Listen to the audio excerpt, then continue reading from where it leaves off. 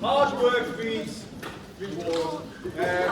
So proud of how hard you worked over the 3 years of your exams, the time leading up to that, the revision you put in, the effort you put in, all the math sessions. It's hard work. That hard work hasn't finished, but now moving towards the final, the any GCSEs, the BTEC, the final exams, all the important. I'll be totally honest with you, we will not have any more chances to do things like this. Because the work really will ratchet up. It is going to be difficult, but no apologies for that. The real reward isn't the cans of pop, the biscuits, the pizzas, the blues. The real reward will be when you open your envelopes in August and you see that you've got the grades you need for those future opportunities. To be able to do what you want after you've left us to school. So this is a little token of our appreciation for the work you've put in to recognise that. A little moment for us all to get together in a pleasant way, and then really the work is picking up from now as well. So do enjoy this afternoon. I know Mr. Ferguson's going to talk you a little bit through what you've done, what you've done to get here, and what you're doing next. So drink your cans of pop, eat your cookies. I think we've got some pieces for later. We'll be opening your envelope very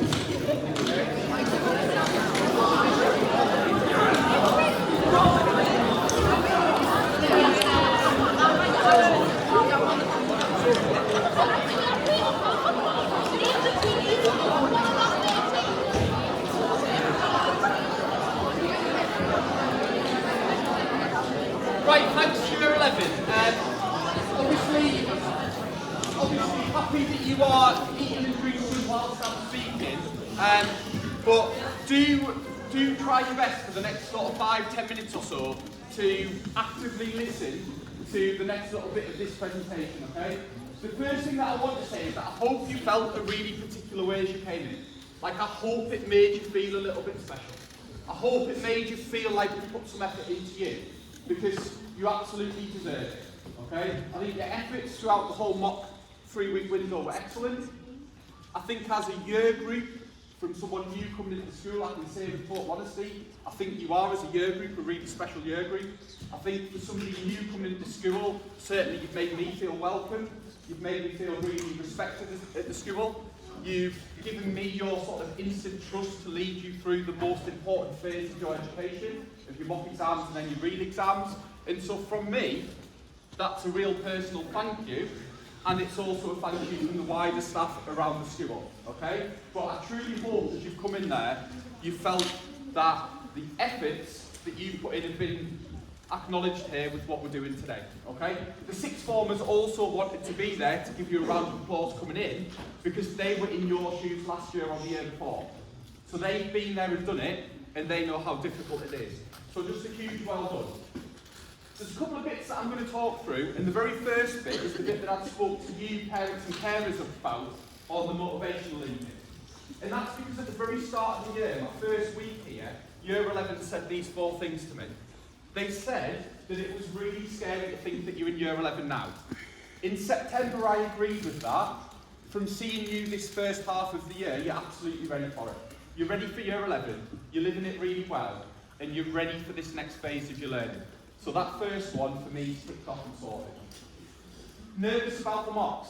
In September, yeah, but there's some bits now that are really consistent. You know that if you see yellow on your form, that's a booster session. You know if you see blue, you've got an exam. You know that you're going to load through here really consistently. You know that you're going to have your same seat for all your exams. So hopefully some of those worries about the mocks, again, are ticked off and sorted. Hopefully we're in a better place than what we were in September. I'm going to sort it out this year, work hard. Only you knows that, okay? And at the end of the day, when you open your results, that's the point for honest reflection. Because 99% of people get the results that they deserve. They're not always the results that you want though. So reflect on that. But there's only you knows the answer to that third one. And this is a massive year. It is. It's arguably the most important year of your education. 11 years of compulsory school education comes down to this pinnacle. But as I said on the very first one, you're absolutely ready for it. We've been through this, and this is something that you'll be familiar with. just for peace of mind, it'll be exactly the same come your real exams. And whilst the mocks are over for you, I've got the joy and the privilege over the next couple of weeks of starting to put together your real GCSE plan. We'll share that with you as quick as we possibly can, and as soon as it's done, but we started discussing it last Wednesday in our leadership meeting, and we'll give you a boost for sessions of when they appear on your real GCSEs as quickly as possible. So again, thank you for your trust in that that's happening behind the scenes to give you as much benefit as possible. Again, we'll use the social area to display all that information. It'll be displayed each day. Staff will again be sick of my nightly emails saying exactly what's happening the next day, almost scripted minute by minute, but to make sure that there's no lost learning time and you guys are just where you need to be, when you need to be there, without there being any worries or concerns. Now, I've shown this before and I'm going to make reference to it again. There's a huge difference between wanting success and deserving success, which is why at the start, stood here as you're loading with row A, row B and so on, I never would say good luck, because it isn't about the luck. That's suggesting that someone that's not put the work in for years has got the same chance as someone that's worked hard for 11 years. It doesn't work like that. So it's absolutely about consistency, not necessarily about motivation. Motivation is the fact that when I joined the gym, I went for the first 3 days. I haven't been since. The motivation's died off. Okay? Consistency is about those that do the right thing repeatedly. Okay?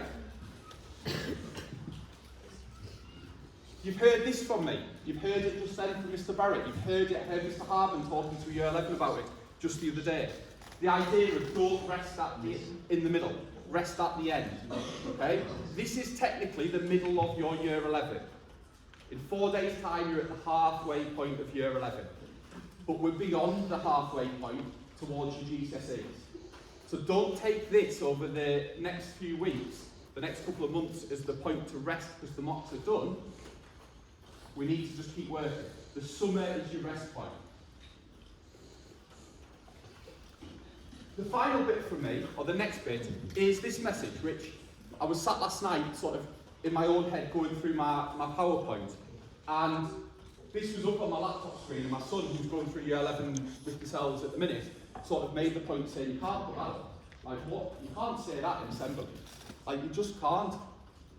But ultimately, that's a true message. There will be some people that are frustrated by the results that they open, but you can't be upset about them if you haven't done the work for them. You can't be upset about what you haven't got for not doing the work. And I'm going to mention a little story here. I can tell you about various celebrities who've failed at various stages of their life and then gone on to be successful. But I'm going to tell you a little bit of a story that involves me directly, in that I don't have the background knowledge of knowing you over the years. I've been on sports trips and ski trips and things. But in my mock exams, I got 3, what would be the equivalent of grade 1s, and the rest were unclassified. And I went home that night and cried over my results and was like really panicky about showing my parents them and knew they'd be dead disappointed and reflected and probably thought I hadn't done enough work. And looking back now, what it did was it probably gave me that bit of a kick that I desperately needed, because it meant I had to do intervention. And I actually think that having to do intervention was the single biggest thing that's helped like shape my life. Okay? The reason for that is that I was still playing football for the school team, and I was playing for the sixth form and on a Saturday and Sunday and for like the district team and things. And so I really struggled to find the time to do the intervention. So I had to do an hour before school. So I had to do like 6 till 7 on a morning before school. And that meant I could still play my football on a night. And what it did is it then gave me the opportunity just to work on the basics. And because I'd failed, I'd worked on the basics of maths and English and science. It made me have those habits that were twofold. One, it meant all the gaps in my knowledge were addressed. And my friends that weren't doing intervention, I was slowly catching up with them. And for some of them, I continued to do more, so I was slowly overtaking them. But it also gave me the habits of actually the importance of working hard. And I mention that because that became sort of really important in my kind of second phase of college. where again I sort of suffered a bit of the setback of being dropped from the football team, and I thought my place was a given.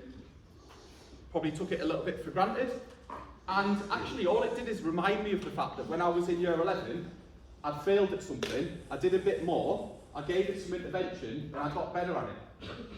So that same mindset of doing the work on the morning, I applied to the football, and then suddenly I ended up in a better position, because again, I was doing the work that others weren't, which meant that I could then do things that others couldn't. More work, more payoff. And that's something that's kind of stuck with me for all aspects of my life.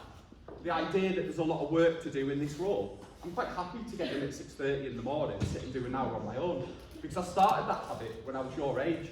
And I started that habit to make sure that I could do in late life the things that I wanted to do. So don't let intervention or that thought of intervention be a negative. It can really help instill lifelong fundamentals that put you in the best possible place for ongoing success. Not just GCSEs, but in everything else that you do.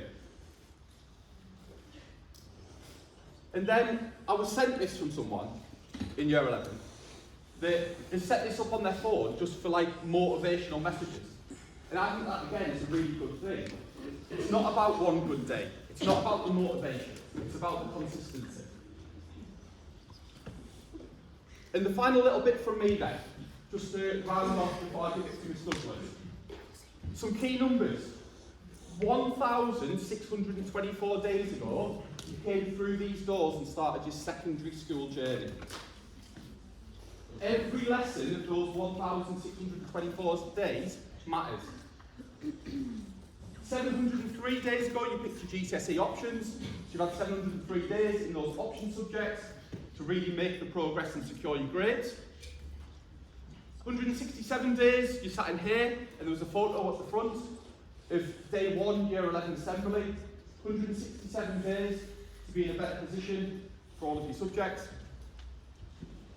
77 days now until the start of your GCSE exams, and 185 days till you're back in the building picking up your results certificates. As you can imagine, that will leave me asking you just that final question.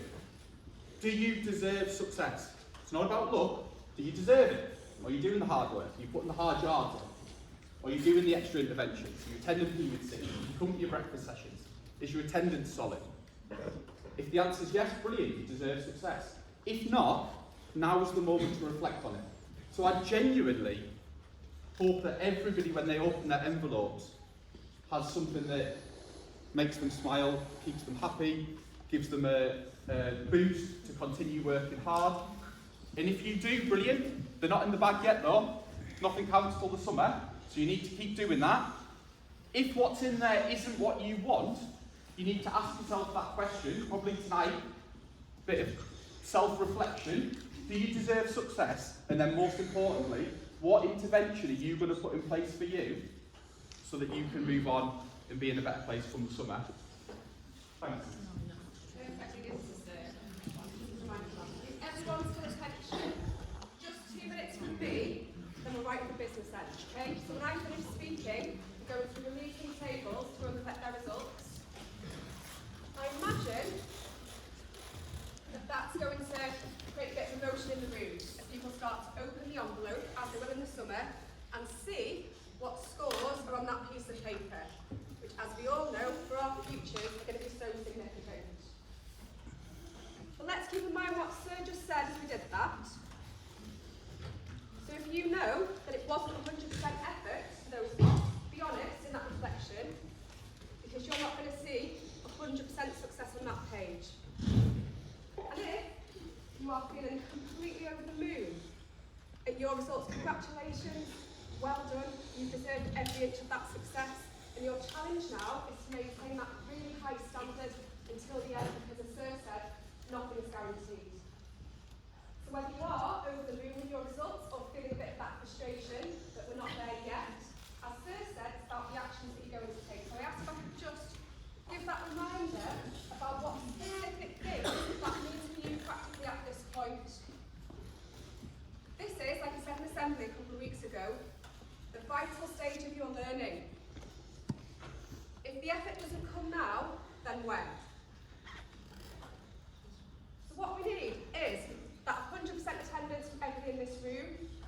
whether you are really happy with what's in the envelope or not, for everybody in this room, it's 100% attendance and 0% lateness. And yes, interventions are so important. I'm so proud of what we've got in place for you at the school for interventions, rather than period 6. But it will be made, your journey will be made or broken in the classroom. Productive, active learning every single lesson, getting the most that you can from those teachers who are working so hard to support you and whose efforts are made so grateful. Don't be a passenger. Make sure that every single day you are getting out those lessons what you can, because it's getting to be your last chance soon, isn't it? You might be in a new RAS group after half term. Make the most of that new group. Okay? Take the best possible advantage of those resources and that support from staff. Period 6 is there for you Monday, Wednesday, Thursday, Friday. You should be going every night to period 6 now. There's no reason not to attend. Speak to staff if you need some support with that. At home, you must now be on top of your revision. You must be putting the hours in to support your in-school learning with in-home learning as well. If you need to